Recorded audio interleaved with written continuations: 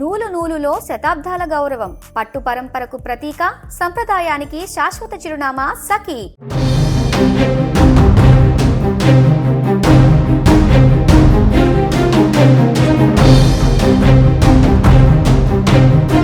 అత్యంత దారుణంగా పాశవికంగా నడి రోడ్డు పైన ఒక మహిళని చావగొడుతున్నాడు. అతను కొడుతున్న అతను భర్త, బాధితురాలు భార్య. అయితే వాళ్ళిద్దరూ కూడా కొంతకాలంగా విడివిడిగా ఉంటున్నారు. పోలీస్ కేసులు కూడా అయ్యాయి.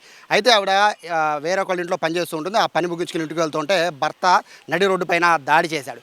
అయితే ఇక్కడ గమనించాల్సింది ఏంటంటే, అంత దారుణంగా ఒక పక్కన ఒక ట్రే తీసుకొని కొడుతూ ఉంటే, నిర్దాక్షిణ్యంగా ఒక మహిళను చూడకుండా రోడ్డు మీద కొడుతూ ఉంటే ఆపడానికి ఒక్కళ్ళు కూడా ట్రై చేయలేదు. కత్తో గన్నో లేకపోతే మిగతా ఏదన్నా ప్రాణం మీదకి వచ్చే వస్తువు ఉందంటే కాపాడలేకపోవచ్చు అనుకోవచ్చు. కానీ ఒక ట్రేతో ఒక వ్యక్తి కొడుతూ ఉంటే రోడ్డు మీద సినిమా చూసినట్టు చూశారు తప్ప ఒక్కళ్ళు కూడా కాపాడే ప్రయత్నం అయితే చేయలేదు. ఒక వ్యక్తి ట్రై చేశాడు, కానీ ఆ మహిళను కాపాడే ట్రై చేశాడు తప్ప అతను ట్రే లాక్కోవడానికి అయితే ట్రై చేయకపోవడం, అతను వెళ్ళిపోవడంతో మిగతా వాళ్ళంతా ఒక సినిమా చూస్తున్నట్టుగా కూడా ఇది మొత్తం చూశారు. చూస్తుంటే మానవత్వం పూర్తిగా మంట కలిసిపోతుందా అనే విధంగా ఉంది. ప్రస్తుతానికి అయితే గవర్నమెంట్ హాస్పిటల్ దగ్గర ఉన్నాను. ప్రస్తుతం బాధితురాలు ప్రాణాపాయ స్థితిలో కొట్టుమిట్టాడుతోంది. ఎవరైనా కాపాడి కనుక ఉండుంటే, అతని చేతిలో ట్రే లాక్కొని అతను కనుక కొంచెం గట్టిగా బంధించి పోలీసులకు ఫోన్ చేసి ఉండుంటే ఖచ్చితంగా ఆవిడ ఇక్కడికి వచ్చే పరిస్థితి కూడా చాలా తక్కువగా ఉండేది. కానీ ఇప్పుడు ప్రాణాపాయ స్థితిలో ఆవిడ కొట్టుమిట్టాడుతుందంటే ప్రధాన కారణం చుట్టుపక్కల చూస్తూ ఉన్న వాళ్ళే. అయితే ఇక్కడ మనము మెచ్చుకోవాల్సింది ఏంటంటే, లోకల్గా ఉన్న అంటే స్థానికులు కాపాడలేకపోయినా మొత్తం ఘటన జరిగినాక ఇమ్మీడియట్గా ఉయ్యూరుకు సంబంధించిన పోలీసులు హుటాహుటిన ఘటనా స్థలానికి వెళ్ళడం, తీసుకురావడం, అమ్మాయిని రెస్క్యూ చేయడం, హాస్పిటల్ తరలించడం వరకు బాగానే ఉంది. కానీ తర్వాత ఏం జరిగిందనేది ఒకసారి ఈ వీడియో కూడా చూడండి. ఇప్పుడు ఒక మనిషి ఒక ఆడపిల్ల మీద ఎవడో దాడి చేస్తున్నాడు, ఆపాలి కదా.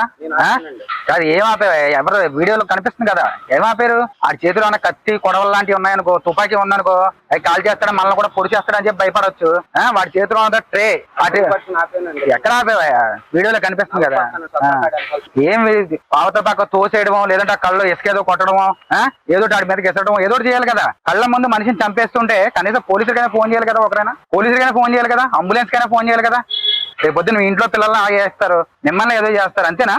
వాడికన్నా మీరే దుర్మార్గంగా కనిపిస్తున్నారు నాకు.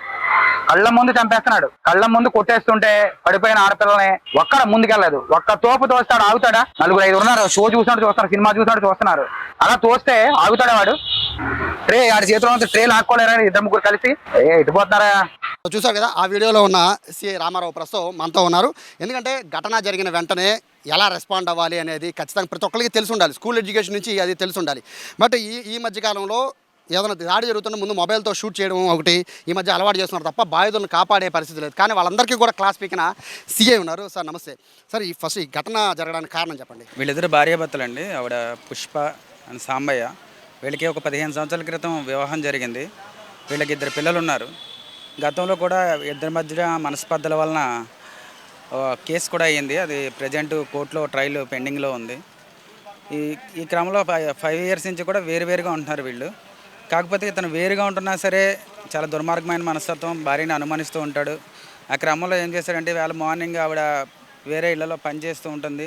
ఆ పనికి వెళ్తూ ఉంటే అడ్డగించి ఆమె పైన చాలా దారుణంగా దాడి చేయడం జరిగింది. రాయితోని, అలాగే కూరగాయల ట్రేతోని దాడి చేయడం జరిగింది. ఈ క్రమంలో గమనించవలసిన విషయం ఏంటంటే, చాలామంది ఉదయం 5 గంటల సమయం కాబట్టి చాలామంది రోడ్డు మీద ఉన్నారు. వాడి చేతిలో ట్రే ఉంది. ఎవ్వరూ కూడా అడ్డుకోవడానికి ప్రయత్నించలేదు. ఏదైనా ప్రమాదకరమైన ఆయుధం, చాకు లాంటిదో, కత్తి లాంటిదో, ఏదైనా తుపాకీ లాంటిదో అయితే మనకు కూడా ప్రమాదం అవుతుందేమో అని చెప్పి ఎవరైనా వెనకాడవచ్చు. కానీ టమాటా ట్రే, ఆ ట్రే ఉంది, ఆ ట్రే లాక్కోవడానికి ప్రయత్నించలేదు. ఎవరు అతని మీద ఇలా అడ్డుకోవడానికి ప్రయత్నించలేదు. 4-5 అలా గుమ్ముకుడు చూశారు తప్పించి, కొంతమంది అయితే మా పోలీసులు వచ్చిన తర్వాత కూడా వీడియో కాల్ చేసి ఇంట్లో వాళ్ళకి చూపిస్తున్నారు తప్పించి ఆవిడ్ని బాధితురాలను అంబులెన్స్ ఎక్కించడానికి కూడా సహాయం చేయలేదు. ఇది చాలా దారుణమైన సంఘటన. ఈ క్రమంలో ఆ దుర్మార్గుడి కన్నా వీళ్ళు ఎటువంటి సహాయం చేయకుండా, నిస్సహాయ స్థితిలో ఉన్న బాధితురాలు సహాయం చేయకుండా చూసినట్టు దుర్మార్గంగా అనిపించారు. నిజంగా చెప్పాలంటే దయచేసి ప్రజలు అర్థం చేసుకోవాలి. ఎప్పుడైనా నిస్సహాయ స్థితిలో అలాంటి బాధితులు ఉన్నప్పుడు, అటువంటి బాధితులు నిస్సహాయ స్థితిలో ఉన్నప్పుడు ఎవరైనా అలా దాడి చేస్తున్నప్పుడు కనీసం మీరు సురక్షితంగా ఉంటూ అతను అడ్డుకోవడానికి ప్రయత్నించడమో, ఏదో పక్కన ఇసుక తీసుకుని కళ్ళలో కొట్టడమో, లేదంటే దూరం నుంచి ఏదైనా వస్తువు అతని మీదకి ఇస్తడమో, లేదంటే గట్టిగా అరిచి నలుగురిని పోగేసి అతన్ని భయపెట్టి పక్కకు పంపించడమో, బాధితురాలని సేఫ్గా పక్కకి తప్పించడం చేయాలి. లేదంటే పోలీసులకి కాల్ చేయాలి. దీంట్లో సుమారు 10-15 నిమిషాల సేపు బాధితురాల మీద అతను దాడి చేశాడు. అప్పటికి కూడా అక్కడ ఉన్న వ్యక్తులు ఎవరికి పోలీసులకు ఫోన్ చేయలేదు. పోలీసులు అనోట ఇనోట ఎవరు అనుకుంటే వచ్చి త్వరగా వచ్చి ఆవిడని అంబులెన్స్లో హాస్పిటల్కి చేర్చారు సకాలంలో. ఆవిడ కొంచెం ప్రాణాలతో బయటపడింది, ఇప్పుడు చికిత్స పొందుతూ ఉంది. చివరికి పోలీసులు వచ్చి ఆవిడ అంబులెన్స్లో ఎక్కిస్తున్నప్పుడు కూడా ఎవరు కూడా ముందుకు వచ్చి సహాయం చేయలేదు. అప్పుడు కూడా వీడియో కాల్ చేస్తారు, ఇంట్లో వాళ్ళు చూపించడం, వేరే వాళ్ళు చూపించడం, ఫోటోలు తీయడం చేశారు. చాలా దారుణం అండి. మీరు మాట్లాడారు కదా సార్, ఏమంటున్నారు అంటే దేనికి భయపడ్డామని చెప్తున్నారా లేకపోతే మాకెందుకు అనుకుంటున్నారా? మాకెందుకు లేని మా మీద కూడా వస్తాడేమో అని చెప్పి భయపడ్డాం అన్నట్టుగా మాట్లాడుతున్నారు.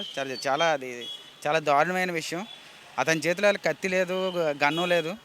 అయినా సరే వీళ్ళు భయపడి అసలు ఏదో చోద్యం చూసారు తప్పించి ఒక్కరు కూడా ముందుకు వచ్చి అతను అడ్డుకోవడానికి ప్రయత్నించలేదు, బాధితురాలను పక్కకు తప్పించడానికి కూడా ప్రయత్నించలేదు. ఈ విషయంలో చాలా బాధ అనిపించిందండి.